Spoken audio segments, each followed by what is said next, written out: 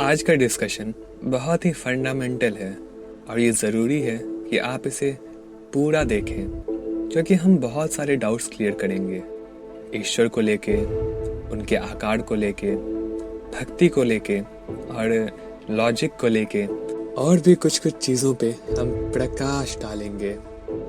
प्रकाश से ही शुरू करते हैं।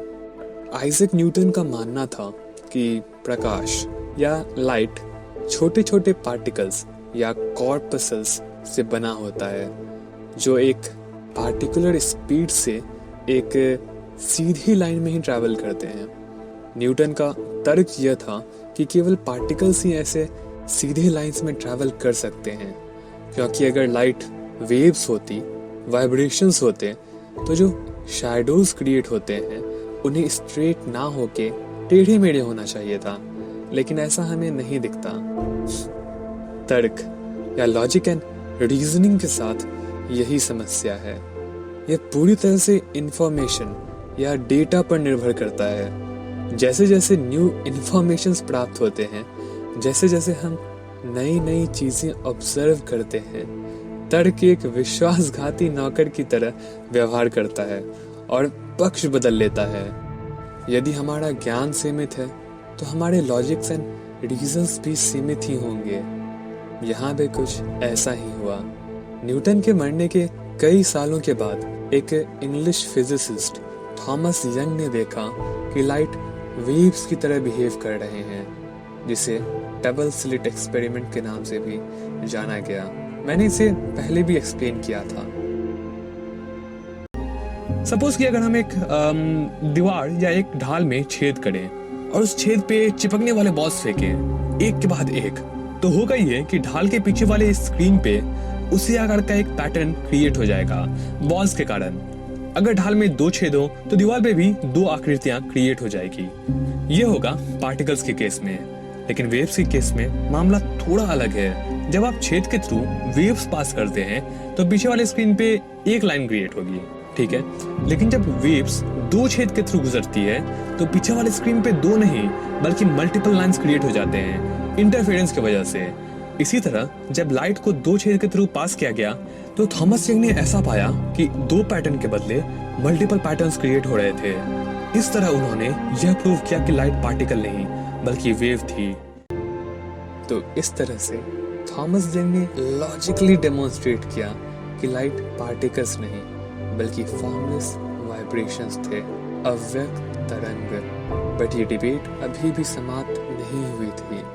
बाद में Albert Einstein, Max Planck, Niels Bohr, Erwin Schrodinger और कई सारे अन्य साइंटिस्ट्स इस कंक्लूजन पे पहुंचे कि ना तो पार्टिकल्स और ना ही वेव्स पूरी तरह से लाइट को डिफाइन करते हैं। या तो लाइट दोनों है या इनमें से कोई नहीं। वो निराकार भी है और साकार भी। मैं, आप और जो कुछ भी हमें दिख रहा है और वो भी जो हमें नहीं दिख रहा है, उन चीज़ों से बना है जो निराकार और साकार दोनों हैं। वेव्स और पार्टिकल्स दोनों हैं, अव्यक्त और प्रकट दोनों हैं। उदाहरण के लिए यह फ़ोन जो आपने पकड़ा है वो किस चीज़ से बना है? जिस हाथ से आपने इसे पकड़ा है वो किस चीज से बना है? एटम से। वे एटम्स जो वास्तव में केवल निराकार ऊर्जा हैं। पदार्थ यानी मैटर का जो सूक्ष्म रूप है वो है एनर्जी। ये है थ्योरी ऑफ रिलेटिविटी। और इस एनर्जी का भी जो सूक्ष्म से सूक्ष्म रूप है वो है कॉन्शियसनेस। ये है थ्योरी ऑफ तंत्र। अतः ईश्वर को निराकार या साकार बताना अज्ञान है। इन दोनों में से कोई भी अकेले सत्य नहीं है। अगर हम जानते हैं कि शिव अनंत हैं, तो हम उन्हें किसी भी तरह के सीमित संरचना में कैद करके नहीं रख सकते हैं। वह उन्हें और उनके एट्रीब्यूट्स को सीमित करना होगा। उदाहरण के लिए अगर हम कहें कि भगवान 6 फीट 11 इंच लंबे हैं और गहरे काले रंग के हैं और सर पे मोर का पंख धारण किए हुए हैं, तो वह सर्वव्यापी कैसे हो सकते हैं? या दूसरे शब्दों में कहें तो एक ही समय में एक पार्टिकुलर लिमिटेड फॉर्म हर जगह कैसे हो सकता है? भले ही फिर चाहे वो शैडो क्लोन्स टेक्निक यूज करके खुद के करोड़ों क्लोन्स तैयार कर लें, फिर भी कुछ गैप्स तो रह ही जाएंगे ना जहां वो नहीं है। एटलीस्ट इंटरमॉलिक्यूलर स्पेस तो रह ही जाएगा ना। एटम्स 99.99% एम्प्टी स्पेस है, तो इस लॉजिक से 99.99% जगहों पे वे नहीं हो सकते हैं। अतः एक साकार ईश्वर या कुछ भी जो साकार है कभी एक साथ हर जगह नहीं हो सकते हैं। जोक्स असाइड, एक पार्टिकुलर रूप की भक्ति बहुत ही आसानी से कट्टरपंथी का रूप ले लेती है। हमारे ही धर्म के कई संप्रदाय डीपर मीनिंग को समझे बिना अभी भी मूर्तियों को ही भगवान मानते हैं, और ये ईश्वर के अन्य रूपों के प्रति इंटॉलरेंस और घृणा पैदा करता है। तो उपनिषद हमें ये बात समझाती है कि वे जो केवल व्यक्त या साकार के प्रति समर्पित हैं, वे और भी अधिक अंधकार में प्रवेश करते हैं। लेकिन फिर अगर हम कहें कि ईश्वर केवल निराकार ही है, तो वह भी उन्हें और उनके एट्रीब्यूट्स को सीमित करना ही होगा। ईश्वर के गुणों का वर्णन करना एक तरह से अस्तित्व के पूरे महासागर को एक बोतल में भरने की कोशिश करने जैसा है। उस एक निराकार अस्तित्व ने ही इतने विविध रूप धारण कर रखे हैं। एकम सत विपड़ा बहुधा वदंती। हिंदू धर्म के ये जो सभी 33 करोड़ देवी देवताएं हैं, वो एक तरह से ब्रह्मांड के अरबों खरबों एटम्स की तरह हैं। उसी एक मूल ऊर्जा की अभिव्यक्तियां, और उसी एक निराकार व्यक्त को 33 करोड़ से भी अधिक रूपों में पूजा जा सकता है। गीता में अध्याय 12 के 5वें श्लोक में श्री कृष्ण कहते हैं, जो निराकार का ध्यान करते हैं उनके लिए साक्षात्कार का मार्ग कठिनाइयों से भरा होता है। निराकार की उपासना देहधारी प्राणियों के लिए अत्यंत कठिन है। ऐसा इसलिए भी है क्योंकि अधिकांश लोग इस प्रकार के ध्यान के लिए तैयार नहीं होते हैं। अनंत, ब्रह्म, परम तत्व, इन सब पर ध्यान महज एक इंटेलेक्चुअल स्पेक्युलेशन बन के रह जाता है, बेसलेस, क्योंकि वो किसी डीपर रियलाइजेशन पर आधारित नहीं होते हैं, और इसलिए ये सब बस दिखावा बन के रह जाता है। तो श्रुति हमें बताती है, जो लोग अव्यक्त या निराकार को ही सत्य मानते हैं, वे भी घोर अंधकार में प्रवेश करते हैं। अतः हमें दोनों को एक में देखना होगा। शिव या परमेश्वर साकार भी है और निराकार भी, और साथ ही वे इन दोनों से परे भी हैं, इसलिए उन्हें अरूप कहा जाता है। लेकिन उनके साकार रूप पे भी मेडिटेट करके उन्हें पाया जा सकता है। एक बहुत ही पॉपुलर एनालॉजी है शास्त्रों में अरुंधति तारे की। वो एक छोटा सा तारा होता है जो बहुत ही मुश्किल से नजर आता है, जिसे अगर आपको किसी व्यक्ति को दिखाना है तो पहले आपको उसके दृष्टि को अरुंधति के सबसे पास वाले किसी बड़े और चमकीले तारे की ओर मोड़ना होगा, कि वो जो बड़ा वाला तारा दिख रहा है ना, उसके राइट में जो नन्हा सा तारा है वो है अरुंधति। बस यही सभी द्वैतवादी शिक्षाओं का संपूर्ण सार है। पुराणों के लगभग हर चैप्टर की शुरुआत द्वैतवादी शिक्षा से होती है। भगवान को पहले किसी ऐसे व्यक्ति के रूप में दर्शाया जाता है जो इस ब्रह्मांड के क्रिएटर हैं, इसके संचालक हैं, और जो सब कुछ को अंत में अपने में समा लेते हैं। उसमें दिखाया जाता है कि वह पूजा करने योग्य हैं, तानाशाह टाइप के हैं, जो बाहर से सबको कंट्रोल कर रहे हैं। लेकिन जब हम थोड़ा और पढ़ते हैं तो उसी पुराण में हमें यह पढ़ने को मिलता है कि भगवान संसार से बाहर नहीं है, बल्कि प्रकृति में ही निहित है। And at the and in दोनों विचारों को त्याग दिया जाता है और हमें समझाया जाता है कि जो कुछ भी है सब वही है, तत्वमसि। ये अलग बात है कि ज़्यादातर लोग अरुंधति को कभी देख ही नहीं पाते हैं। इसे मैं बाद में लॉजिकली एक्सप्लेन करूँगा। लेकिन अभी जो सवाल उठता है वो ये है कि अगर साकार भक्ति करें तो किसकी, मीन्स किस रूप की? कौन है सुप्रीम पर्सनालिटी ऑफ गॉडहेड? कोई कहता है शिव हैं, कोई कहता है हरि हैं, आखिर कौन है? ये क्वेश्चन ना जाने कितने लोगों ने मुझसे पूछा है। देखिए, सिर्फ एक ही चीज मैटर करता है, सिर्फ एक चीज, वो है कि आप किसके प्रति सबसे अधिक डिवोशन महसूस करते हैं। मुझे इससे क्या मतलब कि मेरे शिव सुप्रीम है या नहीं, मैं उनसे प्यार करता हूँ, दैट्स इट। किसी के पावर को देख के मैं उनसे प्यार करूँ। एक टर्म है आजकल के स्लैंग में, गोल्ड डिगर। ये उनके लिए यूज़ किया जाता है जो किसी से उनके पैसे के कारण प्यार करते हैं या प्यार करने का दिखावा करते हैं। तो इस लॉजिक से अगर मैं भगवान कृष्ण या शिव को इसलिए प्रेम करता हूँ क्योंकि वह सुप्रीम पर्सनालिटी है या सबसे अधिक पावरफुल हैं, तो मैं तो पावर डिगर कहलाऊंगा ना। ये प्रेम कहाँ है, ये तो चापलूसी है। ये तो भगवान को एक इंश्योरेंस की तरह देखना है। अगर मेरे मन को गणेश भाते हैं तो मैं उनकी पूजा करूंगा। अगर मेरे मन को कार्तिकेय भाते हैं तो मैं उनसे प्रेम करूंगा। मुझे जरा भी फर्क नहीं पड़ता कि वो सुप्रीम है या नहीं।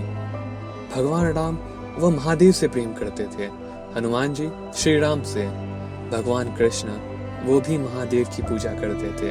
और महादेव वो तो स्वयं पे ही ध्यान लगाते हैं, निराकार आद्य चेतना पे। सच तो यह है कि अगर आपको किसी से पूछना पड़े कि मैं किसके प्रति समर्पित रहूं, किस पे ध्यान करूं, तो यह साफ है कि आप किसी के प्रति भी डिवोटेड नहीं हैं। आपको बैठकर सोचने की आवश्यकता नहीं है।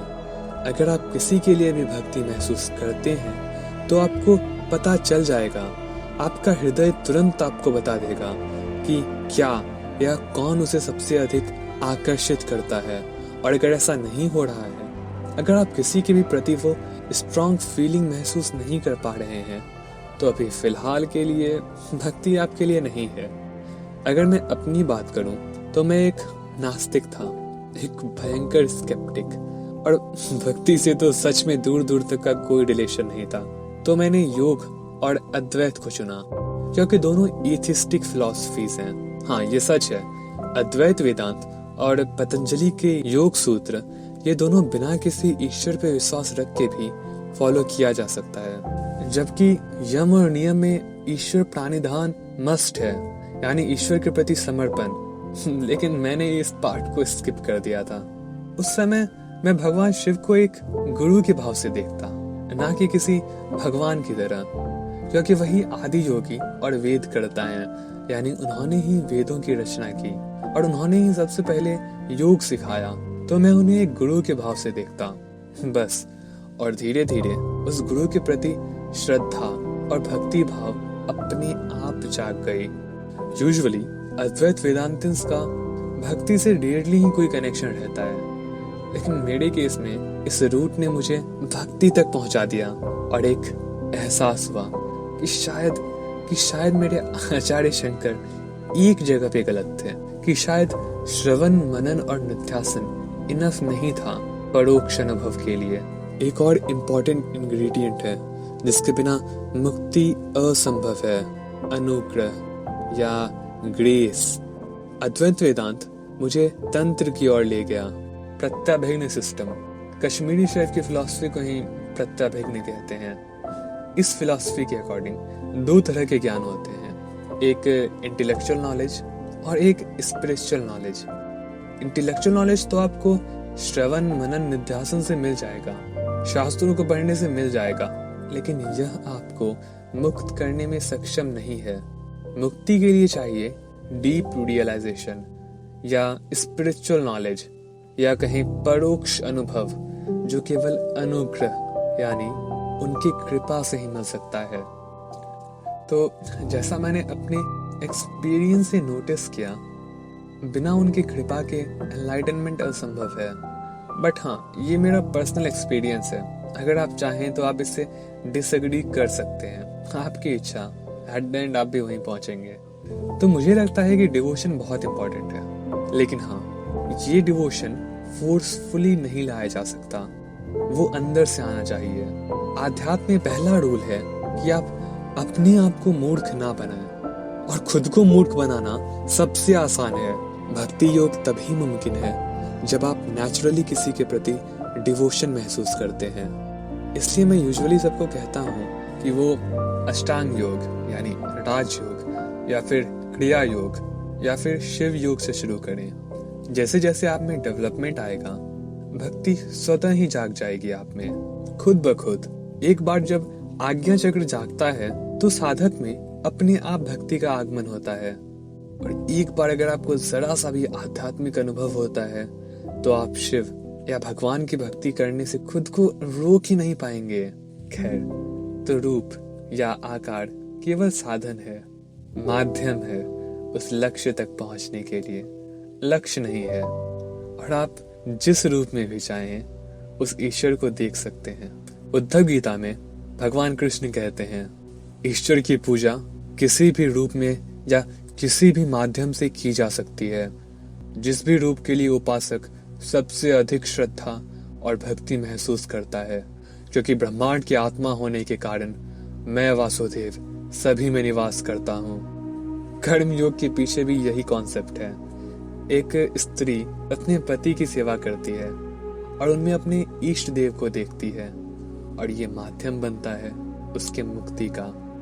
एक बच्चा अपने माता पिता में शिव और गौरी को पाता है और उनकी सेवा करके आत्मबोध की प्राप्ति करता है। एक शिष्य वो अपने गुरु में परमात्मा को देखता है और उन्हीं के माध्यम से वो परमात्मा को प्राप्त कर लेता है। वो सर्वव्यापी है, हर जगह है, हर चीज में है, जो है सब वही है। उपनिषद कहता है, तुम स्त्री तुम पुमानसी, तुम कुमार अथवा कुमारी, तुम जीर्णो दंडेन वांचसी, तुम जातो भवसी विश्वतो मुख। आप पुरुष हैं और आप ही स्त्री हैं, आप युवा हैं तथा युवती भी आप ही हैं। आप वो बूढ़े भी हैं जो लाठी लिए हुए चला जा रहा है। केवल आप ही हैं जो हर जगह मौजूद हैं और सभी दिशाओं में आप ही के चढ़े हैं। त्वमेव माता च पिता त्वमेव, त्वमेव बंधु च सखा त्वमेव, त्वमेव विद्या द्रविणम त्वमेव, त्वमेव सर्वम मम देव देव। आप ही मेरी माँ हैं और आप ही मेरे पिता, आप ही मेरे भाई हैं और आप ही मेरे सखा, आप ही मेरे ज्ञान हैं और आप ही मेरे संपूर्ण संपत्ति हैं। समस्त देवों के देव आप ही मेरे सब कुछ हैं। और अगर महज एक पत्थर के माध्यम से उनको पूजा जा सकता है तो उन्हें पिता, पति या गुरु के रूप में भी पूजा जा सकता है। इवन एक बैल की भी अगर श्रद्धा और प्रेम और निस्वार्थ भाव से सेवा की जाए तो वह भी आपको उसी लक्ष्य तक ले जाएगा, एनलाइटनमेंट की ओर। जी, एक बहुत प्रसिद्ध कहानी है इसी से रिलेटेड। बहुत समय पहले की बात है। एक योगी थे जो मंदाकिनी नदी के किनारे जंगल के एक सुनसान हिस्से में साधना किया करते थे। जंगल के उसी हिस्से में एक गरीब चरवाहा आया करता था अपने गायों के झुंड को लेके।